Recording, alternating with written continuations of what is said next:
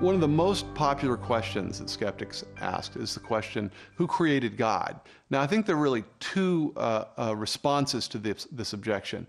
The first is that if we're talking about evidence of design, asking where the designer came from is just a second question. You know, if we look at Mount Rushmore, for instance, and we say, well, look, the tight specification of those faces, which look like American presidents, clearly suggests that these are the result of a sculptor. These aren't the result of wind and erosion.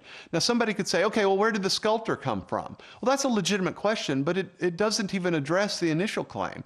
There's still evidence for design in Mount Rushmore, even if we don't have an answer to where the sculptor came from. So in some ways, the question is an attempt to change the subject. You can answer the question of whether something is designed, at least in principle, even if you don't have an answer to the question, where did the designer come from?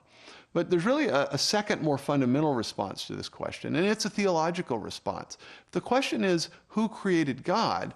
Then you're pushed back to the fundamental metaphysical question of what is the fundamental reality. Every worldview is going to have an answer to the question, what's the fundamental reality? That is, what is the thing from which everything else derives? What is the thing that itself doesn't need a cause for its existence? Well, one of the most basic principles in asking these sorts of questions is that whatever the fundamental reality is, it has to be something that's always existed. It can't be something that's mutable, that is, that changes, that decays, or something that we know hasn't always existed. What's interesting about the evidence from the 20th century is that science itself has allowed us to rule out one of the primary candidates for ultimate explanation, the material universe. The best evidence now suggests that the material universe came into existence in the finite past. What that means is that the material universe is now a crummy candidate for ultimate explanation. The theist has always claimed that God is a being who has always existed. He exists necessarily, without cause. Now, the claim isn't that he began to exist uncaused out of nothing. The claim is that he has always existed.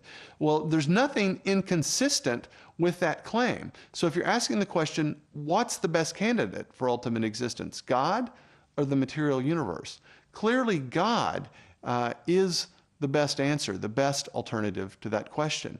So the answer to the question, who created God, would be no one.